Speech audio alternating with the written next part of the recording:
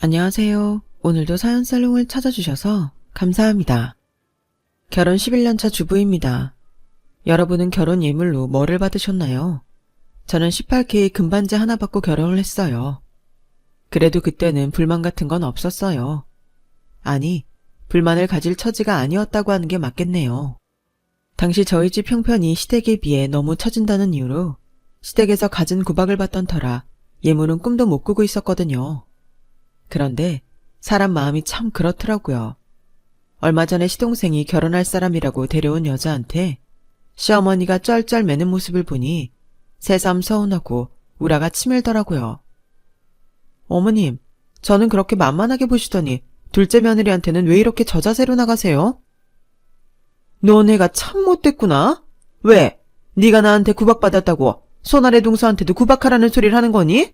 네가 심보를 그따위로 쓰니까 내가 너한테 정이 안 가는 거다. 사람이 마음을 곱게 써야지. 어쩜 애를 둘이나 낳고 살면서도 속이 밴댕이 소갈딱지냐? 네, 이런 저를 두고 속 좁은 맏며느리라고 욕하셔도 좋아요. 하지만 욕을 할 때 하시더라도 제 얘기는 끝까지 들어보시고 하셨으면 좋겠습니다. 제가 중학교에 들어가던 해 저희 집은 망했어요. IMF 여파로 아빠가 하시던 공장이 부도가 났거든요. 대단히 누리고 살았던 건 아니지만 그래도 아쉬운 거 없이 누리고 살 정도는 됐던 터라 하루아침에 길바닥에 나앉은 상황이 너무 혹독하게만 느껴졌어요. 우리 네 식구는 한동안 뿔뿔이 흩어져서 친척집이며 친구집에서 얹혀 살아야 했어요. 그러다 엄마 고등학교 동창이 일산에 컨테이너 한 채를 무상으로 내어주신 덕에 그곳에서 우리 식구가 모여 살 수 있었어요. 컨테이너에서 살아보신 분들은 잘 아실 거예요. 겨울엔 춥고 여름엔 엄청 덥다는 사실을요. 에어컨도 없이 선풍기 한 대로 온 식구가 따닥따닥 붙어 누워서 열대야를 보내고 나면 온몸이 더위에 쩔어서 곤죽이 되곤 했었죠. 그래도 우리 식구가 다 함께 모여 살 수 있다는 것만으로도 감사하기만 했어요. 불과 얼마 동안이기는 하지만 친척집에 얹혀 살아보니 밖에다 처막을 치고 살아도 내 가족들 품에서 사는 게 낫겠다는 생각을 했었거든요. 우리 식구는 그 컨테이너에서 꼬박 3년을 살았어요. 공장을 정리하면서 신용불량자가 되셨던 아빠는 온전한 직장을 가질 수가 없어서 하루하루 품팔이를 하셨기 때문에 금방 돈을 모을 수가 없었거든요. 엄마는 엄마대로 식당에서 설거지도 하고 일일 팥줄 도우미 일도 했지만 당시엔 우리 집처럼 IMF 여파로 전 재산을 잃고 하루 벌어 하루 사는 사람들이 많아서 꾸준히 일할 자리를 얻는 게 쉽지는 않았어요. 그러다 보니 버는 족족 먹고 사는데 고스란히 들어버려서 여유 또는 생각도 못했던 거죠.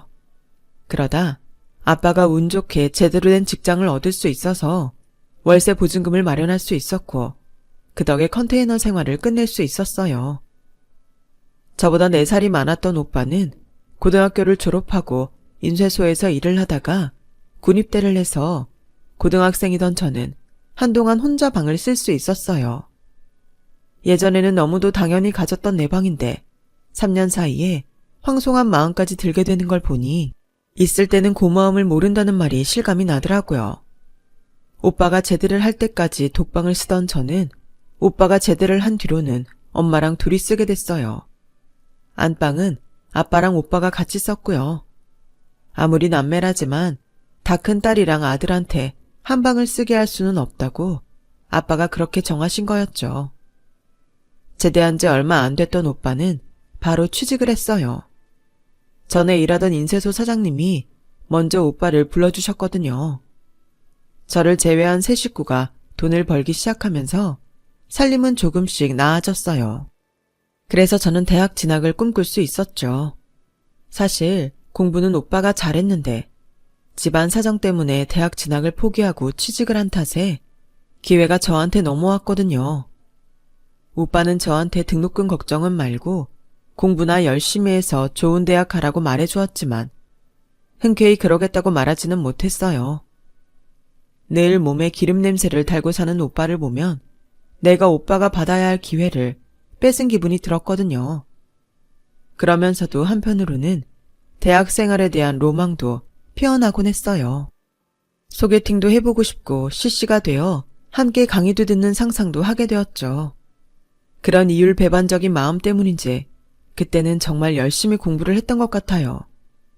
따로 학원을 다니거나 과외를 받지 않았는데도 수능에서 인서울대학은 골라서 갈 정도로 충분히 성적이 나왔거든요.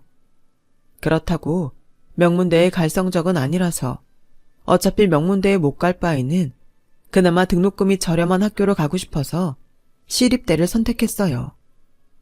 그렇게 저는 꿈에 그리던 캠퍼스 생활을 하게 되었죠. 오빠의 희생으로 얻은 기회를 제대로 살려서 오빠한테 되돌려주고 싶은 마음에 강의도 빠지지 않고 열심히 공부를 했어요. 그러다 보니 CC는 고사하고 졸업할 때까지 소개팅 한번 못 해보고 끝나버렸죠. 남들이 남자랑 연애할 때 도서관에서 책과 연애를 했던 저는 졸업을 앞두고 취업에 성공했고 드디어 제 손으로 돈을 벌게 되었어요. 그리고 첫 월급을 타던 날 오빠한테 말했어요. 오빠, 이제 돈은 나도 버니까 더 늦기 전에 오빠도 대입에 도전해보는 게 어때? 내가 학원비도 대주고 오빠 등록금도 대줄게. 오빠는 한사코 마다했지만 엄마랑 아빠까지 가세해서 등을 떠밀자. 그럼 일을 그만두기는 그렇고 야간 대학을 알아볼게. 직장 다니면서 대학 다니는 사람들도 덜어 있더라고. 오빠는 낮에는 인쇄소에서 일하고 밤에는 녹화본으로 EBS 방송을 보면서 수능 준비를 했고 이듬해 대학에 들어가게 됐어요. 다행히 사장님이 편의를 봐주셔서 퇴근 시간을 당길 수 있었거든요. 오빠 방에 강의 교재가 하나 둘 쌓이는 걸 보니 그제야 10년 묵은 채증이 내려가는 것처럼 속이 뻥 뚫리더라고요. 하지만 얻는 게 있으면 잃는 것도 있는 게 인생이잖아요. 묵은 빚을 청산하느라 저는 30이 될 때까지도 변변히 모은 돈이 없을 정도로 빈털털이었어요. 주변에서는 제가 일에 빠져 사느라 결혼을 안 하고 사는 줄 알았지만 실은 손에 쥔 돈이 없어서 결혼을 생각도 못하는 거였어요. 그런 제 사정을 모르는 친구들과 직장 선배들은 툭하면 소개팅을 주선하겠다고 해서 거절하느라 진땀을 빼곤 했죠. 그러던 중에 오빠가 대학을 졸업해서 더는 등록금을 보태주지 않아도 되게 되었어요. 거기다 저랑 제일 친한 친구가 결혼을 해버려서 주말에도 혼자 집에 있는 날이 늘어가자 문득 연애를 해볼까 하는 생각이 들더라고요. 일단은 결혼 말고 연애만 하면 되지 뭐. 결혼은 돈 모아서 하면 되잖아. 속으로 이런 자기 합리화를 하면서 직장 선배가 주선한 소개팅 자리에 나갔어요. 30살에 연애 경험이 없던 저는 그날 소개팅에서 만난 남자랑 바로 연애를 시작하게 되었고 그동안 드라마에서나 보던 데이트 장면을 몸소 실천하며 꿈같은 나날을 보냈죠. 저랑 사귀던 남자는 제 선배 군대 선임이었는데 군생활 중에 친해져서 제대 후에도 인연을 이어가고 있었어요. 얼굴이 잘생긴 건 아닌데 성격이 유쾌해서 같이 있으면 얼굴에 웃음이 떠날 일이 없는 사람이었죠. 집안 형편도 괜찮은 편인지 차도 좋고 평소 사용하는 물건들도 다 이름 있는 브랜드 제품이었어요. 아, 어제는 엄마한테 붙잡혀서 백화점 따라다니느라 죽을 뻔했어. 여자들은 다 그러나? 어떻게 옷을 한 번에 안 사고 꼭 전 매장을 다 둘러보고 사냐? 우리 엄마만 해도 그래. 1시간 가까이 매장을 다 둘러보고는 결국엔 처음 들어갔던 매장에서 샀다니까? 지하 식품 매장에서는 또 어떻고? 정말 이해가 안 간다니까? 주희 너도 그러니? 뭐 다 그렇지. 솔직히 성인이 된 이후로 백화점에서 옷을 사 입어본 적이 없던 저한테는 남의 나라 이야기 같았어요. 당시 저는 한 푼이라도 더 싸게 사려고 동대문 도매시장에서 발품 팔아가며 옷을 사 입는 처지였으니까요. 사는 형편이 다르다 보니 남자친구랑 깊은 관계로 변해가는 게 걱정이 되더라고요. 이러다 결혼하자고 하면 어쩌나 하는 생각 때문이었죠. 그렇다고 헤어지자고 할 자신도 없었어요. 그 사람은 제게 첫 남자였고 그래서 모든 순간의 처음을 함께한 사람이었거든요. 그렇게 결혼에 대한 두려움을 가지고 있으면서도 2년이나 연애를 했어요. 그리고 그렇게 걱정하던 청혼을 받게 되었죠. 청혼을 받고도 제가 아무 대답이 없자 당연히 승낙할 거라 기대했던 남자친구는 당황한 기색이 역력했어요. 뭐야, 너 나랑 결혼할 생각 없었던 거야? 난 그냥 너한테 엔조이 상대였어. 말해봐. 연애는 나랑 하고 결혼은 딴 놈이랑 하려고 그런 거냐고. 만나는 동안 화 한 번 안 내던 남자친구는 뜨뜻미지근한 제 태도에 결국 목에 핏대를 세웠어요. 그런 거 아니야. 실은 우리 집 사정이 그리 좋지 않아. 그동안 직장 생활을 오래 했어도 모아놓은 돈도 없다고. 그런데 결혼을 어떻게 해? 자기야, 그래서 말인데 몇 년만 더 기다려주면 안 돼? 내 손으로 혼수 장만할 시간을 줘. 결국 그날 저는 저희 집이 IMF로 망한 사실과 3년 동안 엄마 친구의 컨테이너에서 살았다는 얘기까지 모조리 털어놓았어요. 너무 창피해서 벌개진 얼굴로 말하는 저를 보자 남자친구는 그제야 죽다 살아난 사람처럼 피식 웃더라고요. 난 또 뭐라고? 그게 무슨 큰일이라고 꼭꼭 숨기고 있었냐? 내 친구들 중에도 그런 애들 많아. 그 시기에 돈 때문에 아버님이 목숨을 끊은 친구도 있고 그게 창피할 일은 아니라고 생각해. 물론 네가 겪은 일들이 대수롭지 않다는 건 아니야. 큰일이지. 돈 때문에 한 가정이 무너졌으니까. 근데 그런 이유로 결혼을 미루는 건 아니라고 생각해. 우리 부모님이 그렇게 모진 분들도 아니고 사정 말씀드리면 혼수 같은 건 하지 말라고 하실 분들이니까.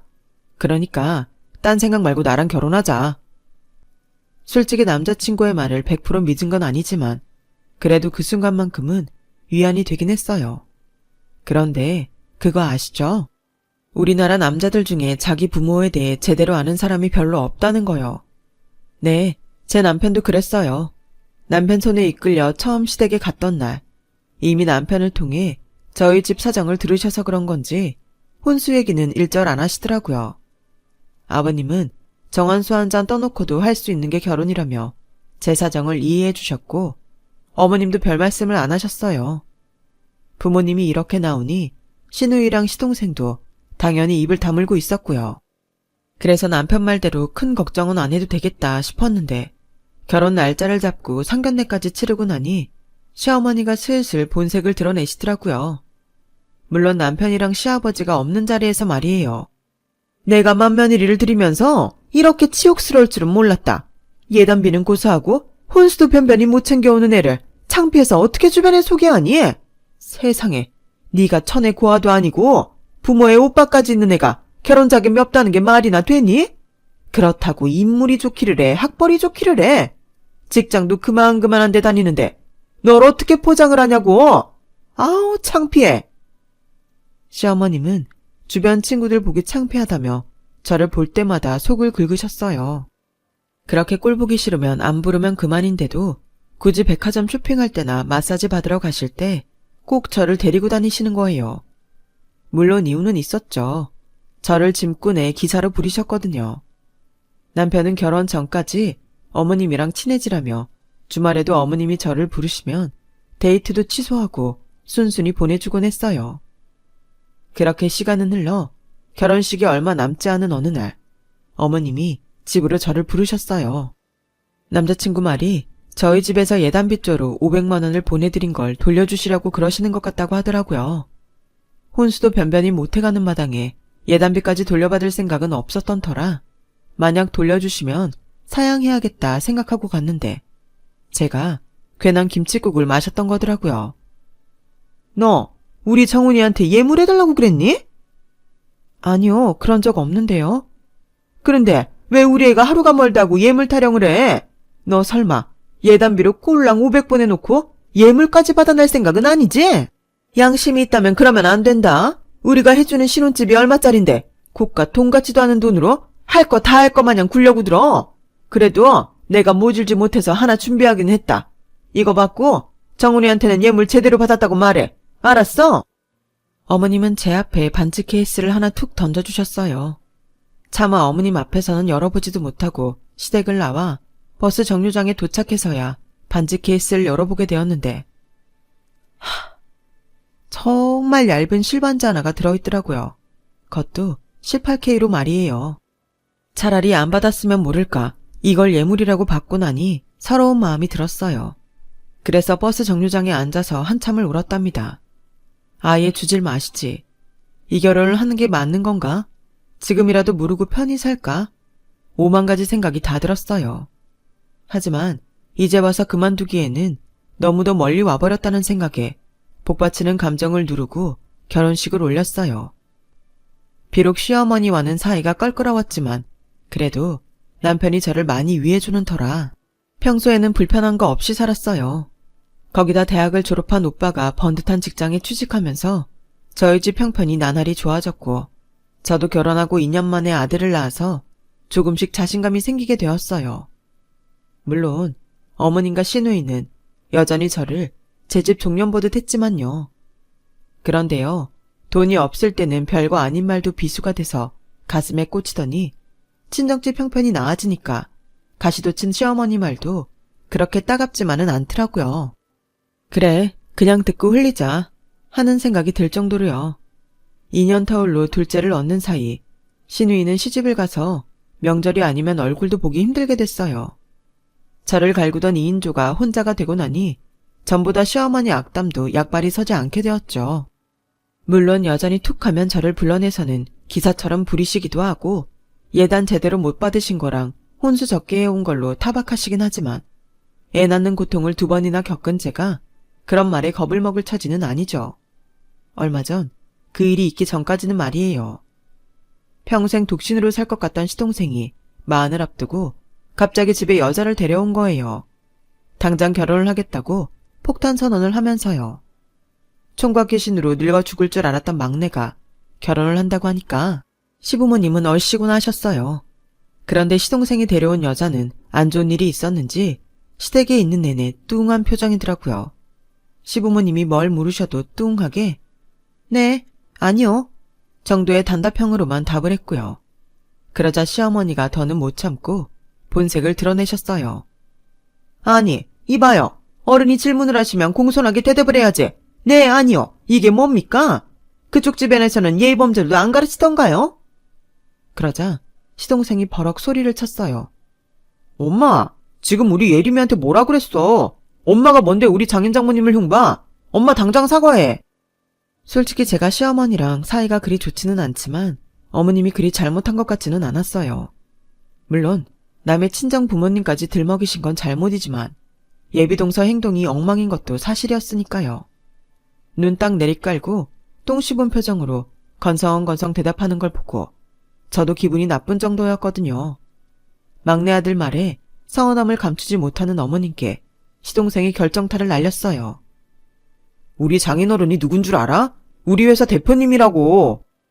그 말을 듣자마자 어머님 얼굴에 미세한 경련이 일어났어요. 그리고는 이내 입꼬리가 살랑살랑 춤을 추기 시작했죠. 어머, 이런, 내가 실례를 했네요. 이놈의 주둥이가 방정이지. 미안해요. 방금 전에 내가 한 말은 실언이니까 잊어주세요. 그날 저는 어머님 엉덩이에 꼬리가 달려있다는 걸 알게 됐어요. 둘째 며느리감 앞에서 어찌나 방정맞게 꼬리를 치는지 하마터면 개껌을 입에 물려줄 뻔했다니까요. 그날 이후 어머님의 일방적인 둘째 며느리 사랑은 식을 줄을 몰랐어요. 주말에 저를 불러내서는 차를 몰라고 하시고는 예비 둘째 며느리를 태워 마사지샵에 가셨는데 저한테는 같이 받자는 말도 않으시곤 예비 며느리만 코스로 마사지를 시켜주시더라고요. 예, 큰애 넌 그렇게 멀뚱거리고 앉아있지 말고 우리 마사지 받을 동안 작은 애가 좋아하는 마카롱집에 가서 종류별로 좀 사와라. 작은 애 마실 음료수도 좀 사오고. 사람들 앞에서 카드를 바닥에 툭 던지시며 제게 명령하자 시선이 온통 제게 쏠렸어요. 그 바람에 얼굴이 화끈해진 저는 손이 벌벌 떨려서 카드도 줍지 못한 채 허공만 바라보았어요. 그리고는 목소리를 쥐어짜서 말을 이어갔어요. 어머님, 저 어머님 비서 아니에요. 그리고 저도 마카롱 먹을 줄 알고 마사지도 받을 줄 알아요. 어머님이 잊으셨나 본데 저도 어머님 며느리라고요. 그러자 어머님이 콧방귀를 뀌시며 그러는 거예요. 아이고, 네가 나이를 먹더니 눈에 뵈는 게 없는 모양이구나. 그래, 너도 며느리는 며느리지. 언제 내가 너보고 며느리 아니라더냐? 근데 얘, 너도 나중에 네 아들 장가 보낼 때 한번 봐라. 남의 컨테이너 박스에서 친정 식구들이랑 빌붙어 살던 너랑 내 아들 다니는 회사 대표 딸이랑 어떻게 같은 취급을 해주겠니? 금쪽 같은 내 아들 홀려서는 꼴랑 500 들고 시집 온 너를 어떻게 며느리 대접을 해주겠냐고. 뭐? 나도 마카롱 먹을 줄 알아요? 기가 차서 말도 안 나온다 얘. 그지 같은 친정에서 자란 주제에 어디서 우리 작은 애랑 동급으로 대접을 받으려고 그래? 헛소리 그만하고 얼른 마카롱이나 사와. 싫어요. 저 더는 어머님 따까리 노릇 안 할 거예요. 네, 저희 친정이 가난해서 저 시집 올 때 예단비 500 겨우 만들어 왔네요. 그래서 제가 10년이 넘도록 어머님한테 사람 대접 한번 못 받고 이러고 살았다고요. 근데요, 어머님, 사람 팔자 모르는 거라고. 저희 친정도 이젠 살 만큼 살고요. 저도 벌 만큼 벌고 산다고요. 그러니까 더는 어머님한테 종년 취급 받으면서 안 살 거라고요. 마카롱이요? 그렇게 둘째 며느리가 어여쁘시면 어머님이 직접 사다가 먹이세요. 저한테 시키지 마시고요. 차키 놓고 갈게요. 울지 않으려고 안간힘을 쓰면서 테이블에 차키를 내려놓고 마사지샵을 나왔어요. 버스 정류장까지 걸어가는 내내 눈물이 멈추지 않더라고요. 10년이면 어머님이 꽂은 비수에 난 상처도 아물 만한데 여전히 아픈 걸 보면 죽을 때까지 상처가 낫지 않을 것 같았어요.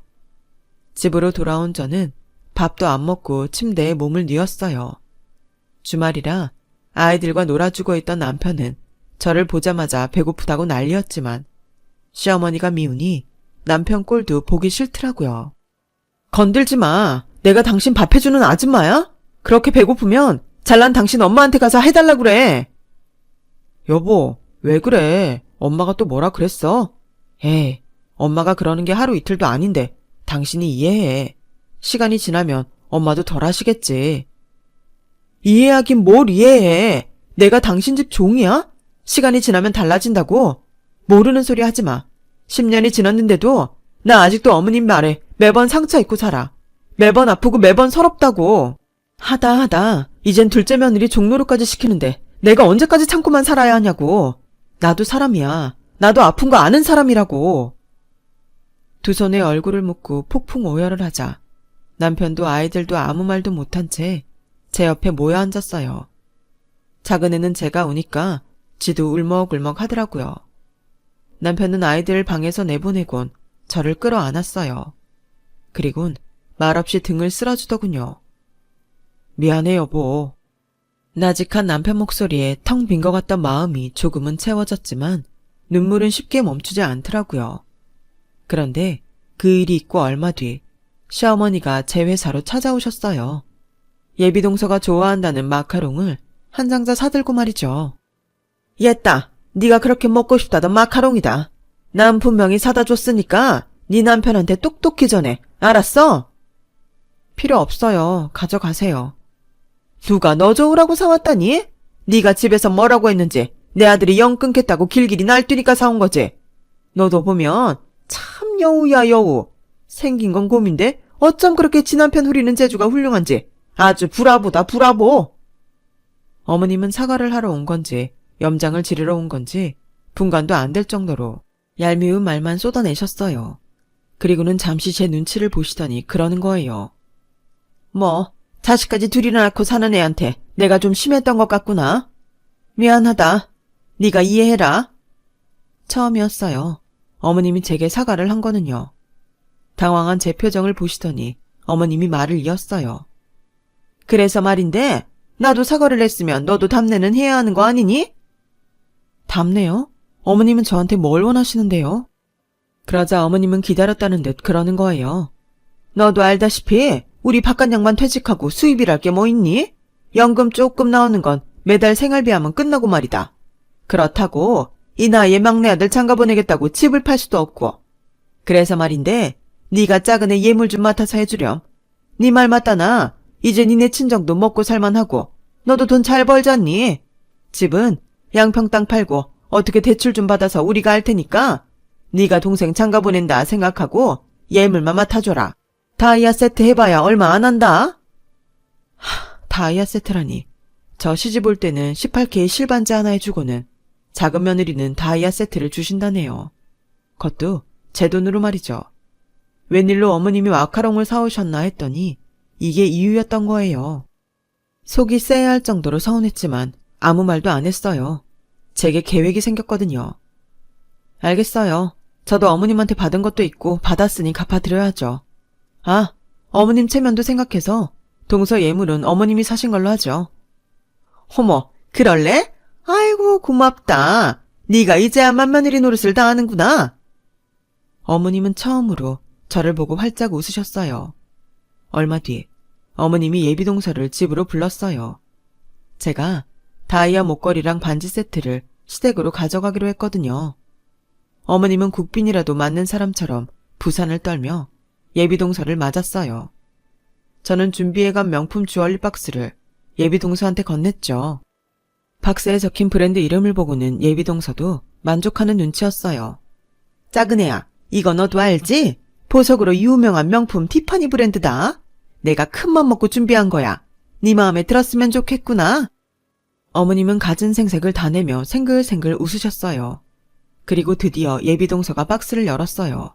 그리고는 참, 사람 가지고 장난하나? 정말 큰맘 먹고 준비하신 거 맞아요? 그럼 너니까 이런 것도 사주는 거다. 우리 큰애는 금반지 하나 해줬어. 차라리 저도 금반지나 해주지 그랬어요. 이딴 거 줄 바엔. 어머님이 무슨 생각으로 이걸 주셨는지 잘 알겠네요. 솔직히 저도 오늘 파혼 얘기하려고 왔어요. 이 집에 처음 와보고 이런 집에 시집 와야 하나? 눈물이 날 정도였거든요. 뭐랄까, 수준이 좀 떨어진다고 해야 할까? 도저히 내가 아까워서 이 결혼 못하겠더라고요. 아, 이 다이아는 딱 어머님 수준인 것 같으니까 가지세요. 예비동서는 주얼리 상자를 어머님께 건네고는 쌩하니 나가버렸어요. 어머님은 맨발로 달려나가 예비동서를 잡으려 했지만 동서는 끝내 어머님 손을 뿌리치고 가버렸어요. 집으로 돌아온 어머님은 주얼리 상자를 열어보시고는 뒷목을 잡았어요. 너! 거기에는 문방구에서 5,000원에 파는 다이아 목걸이 반지 세트가 들어있었어요. 어머님, 제가 결혼할 때 어머님한테 받았던 18K 반지 가격을 따져보니까 딱 요 정도를 살 수 있겠더라고요. 참, 다이아 세트는 5,000원이고요. 그 박스 가격이 5만 원이 넘네요, 글쎄. 어머님은 허세가 심하셔서 박스에 힘 좀 줬습니다. 만족하시죠? 아, 그리고 이제부터 저한테 전화하지 마세요. 저 이제 어머님 며느리 졸업하려고요. 대신 어머님 아들은 가끔 불러내셔도 돼요. 그이가 나갈지는 모르겠지만. 그럼 안녕히 계세요. 너 인연, 거기 안 서? 어머님은 제 뒤통수에 쌍욕을 해가며 소리쳤지만 귓등으로 흘리고 집으로 돌아왔어요. 시동생의 결혼은 그렇게 쫑이 났고 시어머니는 그동안 예비 작은 며느리한테 드린 돈을 되찾겠다고 소송을 하느니 마느니 하셨지만 결국 그러지 못했어요. 큰아들과 작은아들이 연을 끊겠다고 나서는 바람에 그런데 신경 쓸 여유가 없었거든요. 아, 저요? 저는 알턴니를 뺀 것처럼 시원하게 일상을 보내고 있답니다. 이제는 그 누구한테도 상처받지 않도록 내면의 근육을 늘리며 살아보려고요. 제가 올곧게 있어야 저희 아이들도 예쁘게 자랄 테니까요. 지금까지 제 사연을 들어주셔서 감사합니다. 들어주신 분들 모두 건강하시고 소중한 사람들과 꽃길만 걸으시길 바랍니다. 여러분, 사연 댓글에 응원과 현명한 조언 부탁드려요. 좋아요와 구독은 저에게 큰 힘이 됩니다. 오늘도 좋은 일 가득하세요.